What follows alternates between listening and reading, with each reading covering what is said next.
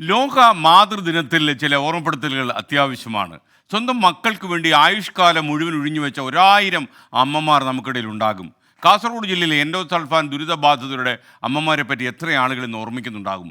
ചള്ളടുക്കയിലെ ഉദ്ദേശിൻ്റെയും അമ്മ ശാരദയുടെയും അടുത്തേക്ക് നമുക്കൊന്ന് കടന്നിയെല്ലാം. ശാരദ എന്ന അമ്മയെ താണു വണങ്ങി മാത്രമേ നമുക്ക് ഈ സ്റ്റോറി പ്രേക്ഷകർക്ക് മുന്നിൽ അവതരിപ്പിക്കാൻ പറ്റൂ.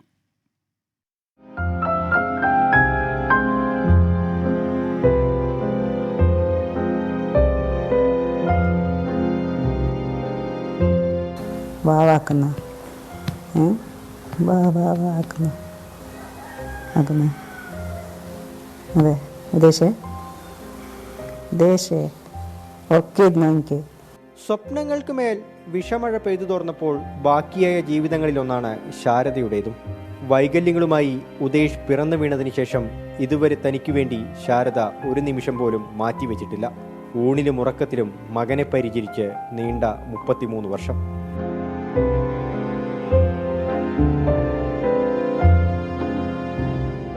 ഈ 33 വർഷവും ഇതേപോലെ തന്നെ ഉള്ളത്.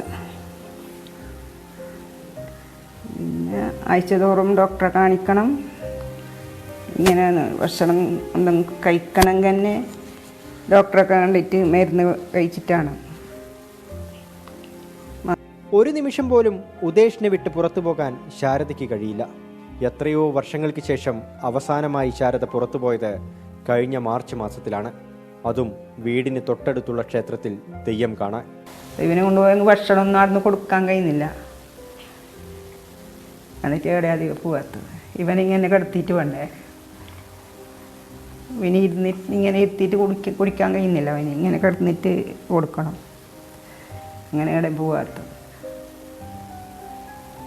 അവന് പോകുന്നത് വലിയ ഇഷ്ടം, വണ്ടിയിൽ പോകുന്നത്. 3 പതിറ്റാണ്ട് പിന്നിടുന്നു ഈ ജീവിതം. ജീവിതശൈലി രോഗങ്ങൾ പിടിമുറുക്കിയെങ്കിലും മകനെ മാറോട് ചേർത്ത് പിടിക്കുകയാണ് ഈ അമ്മ.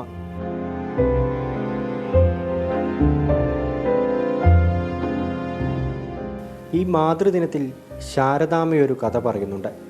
മകനൊപ്പം 4 ചുവരുകൾക്കുള്ളിൽ ഒതുങ്ങേണ്ടി വന്ന സ്നേഹത്തിൻ്റെയും സഹനത്തിൻ്റെയും കഥ. അമ്മമാരെ വൃദ്ധസദനത്തിൻ്റെ പടിവാതിൽക്കൽ തള്ളുന്ന മക്കൾ ഒരിക്കലെങ്കിലും ഈ അനുഭവങ്ങളിലൂടെ കണ്ണോടിക്കണം. വിജയ് ഷണങ്കൂരിനൊപ്പം അരുൺ പാറക്കൽ, 24 കാസർഗോഡ്. ശാരദാമ്മ തീർച്ചയായിട്ടും ഒരു മാതൃകയാണ്. ഇതുപോലെ ഒരുപാട് ബുദ്ധിമുട്ടുന്ന അമ്മമാർ എൻഡോസൾഫാൻ വിക്ടിംസിൻ്റെ കൂടെ അവിടെ ഉണ്ട്. നമ്മൾ ശരിക്കും ഈ തെരഞ്ഞെടുപ്പിൻ്റെ അലയൊലിയൊക്കെ കഴിഞ്ഞല്ലോ, പ്രത്യേകിച്ച് കേരളത്തിൽ. അപ്പോൾ ഇനി രാഷ്ട്രീയ നേതാക്കന്മാർ കാസർഗോഡേക്ക് പോയി എൻഡോസൾഫാൻ വിക്ടിംസ് വർഷങ്ങളായി പതിറ്റാണ്ടുകളായി നേരിടുന്ന ഈ ബുദ്ധിമുട്ടുകളൊക്കെ ഒന്ന് മനസ്സിലാക്കുകയും അവരുടെ പ്രവൃത്തികൾ അല്ലെങ്കിൽ അവരുടെ പ്രശ്നങ്ങൾ പരിഹരിക്കാൻ എത്രയും പെട്ടെന്നുള്ള നടപടികൾ ഉണ്ടാക്കണം. പല ആളുകളും എൻഡോസൾഫാൻ വിക്ടിംസിനെ കുറിച്ച് ചില വിശേഷ ദിവസങ്ങൾ ഓർമ്മിക്കും. ആ ദിവസം കഴിയുമ്പോൾ അതോടെ അത് കെട്ടടങ്ങും. അങ്ങനെ പോരാ. ഇങ്ങനെ ജീവിതം മുഴുവൻ ദുരിതമയമായി പോയി എത്രയോ അമ്മമാരാണ് അവിടെ കണ്ണീരും കയ്യുമായി കഴിഞ്ഞുകൂടുന്നത്.